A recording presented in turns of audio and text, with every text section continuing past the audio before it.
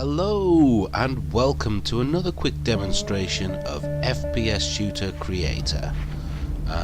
You can see I've done a scene here and it's actually indoors. We have roofs and walls and bits of furniture all over the place, looking very empty as a lot of scenes do when you've got no media. But you know, there we go, I've got a few bits and pieces about. Nice green console there.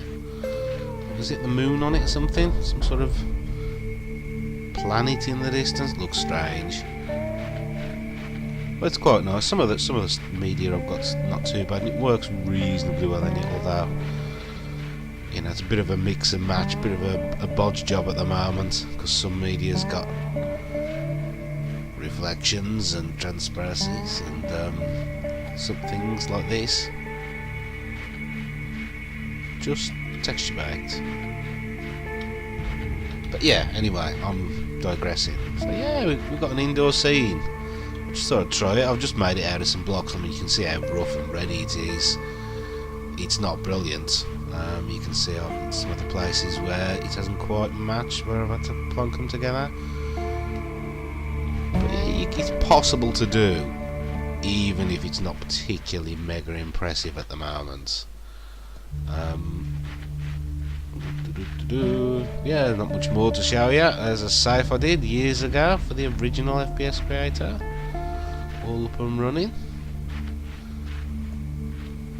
Lee Bambury himself actually converted that for me to get it to work.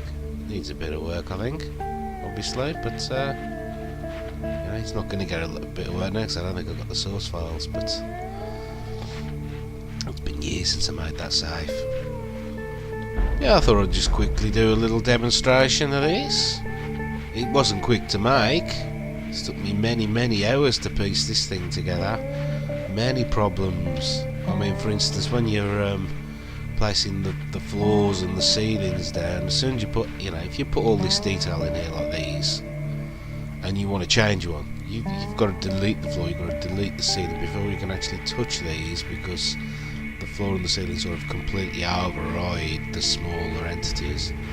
So that's a little bit annoying when you're working on it. Anything like this is really difficult. It's sort of a one-off job. If you get it wrong, oh dear, it's a nightmare. But there we go.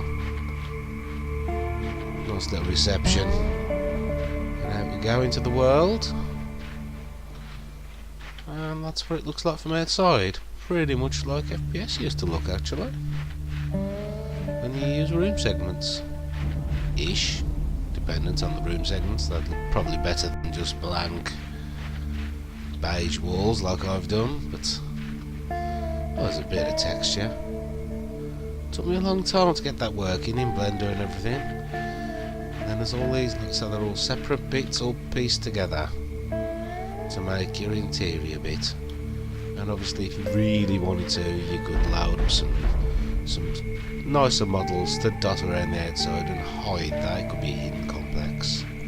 You could do all sorts. Yeah. Oh, and lastly, just show you the frames per second. Obviously I'm recording, so it's little bit low, but it's not low. I mean, I was getting 12 on earlier versions. Now 24 isn't too bad.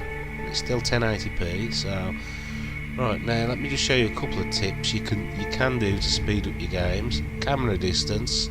You'd think, oh no, I can't touch that, you need loads, but you know, look at that, I've knocked that down to 30, and well, can you actually tell? Not really. You know, it depends on the scene. If you can be standing on a lofty mountain looking across a vast landscape, perhaps you need the draw distance, but for general use, no, you don't. So that will have increased my speed. It's not massively increased it here, it's not increased it at all, in fact. But yeah, let's carry on. You can change the slot, so let's knock the LOD down to about we'll go for 5. No, 6 will do. 6 will do. And mid-range, we'll knock that down to 10. And far, I'm going to knock that all the way down to 20. roughly. I'll do 19. Quantity of vegetation, everything off for now. And yeah, that's probably about as fast as it gets at the moment. Unfortunately, it's still reporting on the recording of 24 frames per second, but I can guarantee now, if I wasn't recording, that would be hitting 140, 150 frames per second at that point. And even turning around to here, I'd still be getting 90 plus frames per second. In my tests, that's what I've got. Inside, it does dip a little, but you know, most of the time it's running sort of 70 frames per second possibly, but it's still at 90 occasionally. It's one of those things, you get the occasional glitch when it loads stuff up. Let's see if I can get it to do it. It's not doing it now, is it? It's probably because I'm recording, it's just syncing it right, and I will soon find out. Nothing's going to do it. It may have done it earlier. I didn't really talk about that. It seems to be working fine now. But like I say, it's not running at such a really fast FPS. When it was doing at 70, 80, 90 frames per second, when it slowed down to load up the stuff, it would be a lot more noticeable than it is with this when it's running at sort of more than a normal frames per second, 24. In fact, 24, I think it's probably reporting that because that's what I actually record at in frames. And it looks like it's holding up pretty nice. Pretty nice indeed. So yeah, anyway, this has gone on way longer than I anticipated. So yeah, until next time, I'll catch you later.